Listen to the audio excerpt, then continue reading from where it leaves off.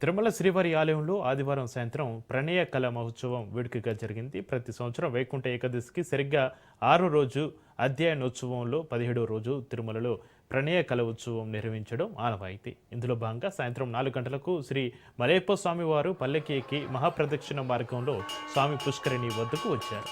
ఇందులో అమ్మవార్లు చెరొక పల్లకిపై అప్రదక్షిణంగా స్వామివారికి ఎదురుగా వచ్చి నిల్చున్నారు. పురాణ పట్టణం జరుగుతుండగా అమ్మవార్ల తరపున జయంగార్లు పూల చెండ్లను స్వామివారిపై 3 సార్లు విసిరివేశారు.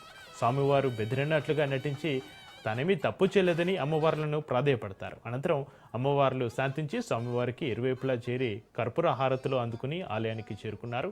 ఆ తర్వాత ఆస్థానం నిర్వహించారు. ఈ ఉత్సవంలో శ్రీ నమల్వార్ రచించిన అల్వార్ దివ్య ప్రబంధంలోని పాసురాలను నిందస్తుతి శైలిలో అర్చకులు పారాయణం చేయడం ప్రత్యేకత.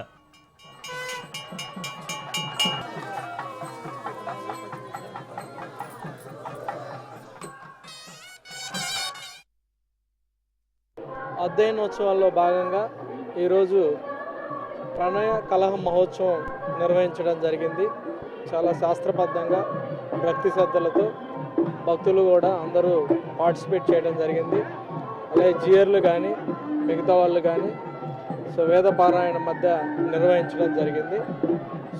ఇప్పుడు ఒకవైపు ఉత్సవాలు జరుగుతూ ఉంటే ఇంకోవైపు శ్రీవారి టెంపుల్లో ఉత్తర ద్వార దర్శనాలు చాలా నిర్విఘ్నంగా జరుగుతూ ఉన్నాయి. నిన్న శనివారం దాదాపు 89,000 మందిని దర్శనం చేయడం జరిగింది.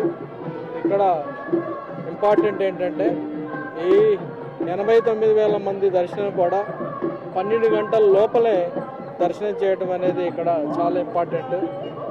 ఒకప్పుడు 24 గంటలు 23 గంటలు ఉండే దర్శన టయాన్ని మనం ఇప్పుడు చాలా వరకు క్యూ మేనేజ్మెంట్ ద్వారా టెక్నాలజీ ఉపయోగించి అందరూ కూడా కలిసికట్టుగా పనిచేయడం వలన దాదాపు 12 గంటలకి తీసుకురావడం జరిగింది.